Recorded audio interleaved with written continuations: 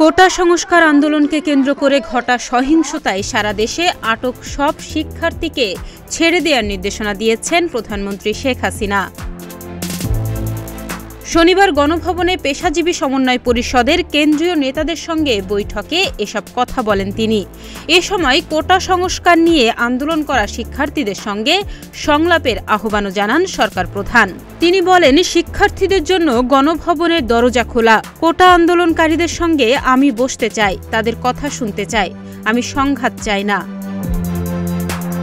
চলমান পরিস্থিতির মধ্যে শনিবার বেলা ১১টার দিকে পেশাজীবী সমন্বয় পরিষদের সঙ্গে বৈঠকে বসেন শেখ হাসিনা। প্রধানমন্ত্রীর কার্যালয় সূত্র এই বৈঠকের বিষয় নিশ্চিত করেছে।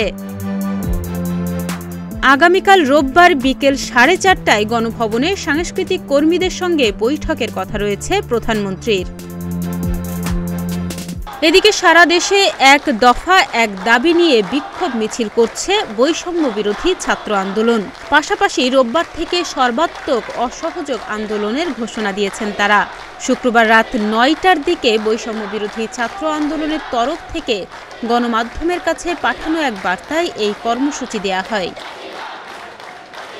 টেলিগ্রামে দেয়া এক বার্তায় বৈষম্য বিরোধী ছাত্র আন্দোলন জানিয়েছে, ছাত্রদের শান্তিপূর্ণ আন্দোলনে হামলা ও তাদের ওপর গুলি করার প্রতিবাদে সরকারের বিরুদ্ধে আগামী রোববার হতে অনির্দিষ্টকালের জন্য সর্বাত্মক অসহযোগ আন্দোলনের ডাক দেয়া হলো।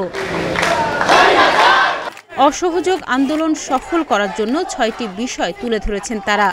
গত জুন মাস থেকে শুরু হওয়া কোটা সংস্কার আন্দোলনে নেতৃত্ব দিয়ে আসছে এই বৈষম্য বিরোধী ছাত্র আন্দোলন।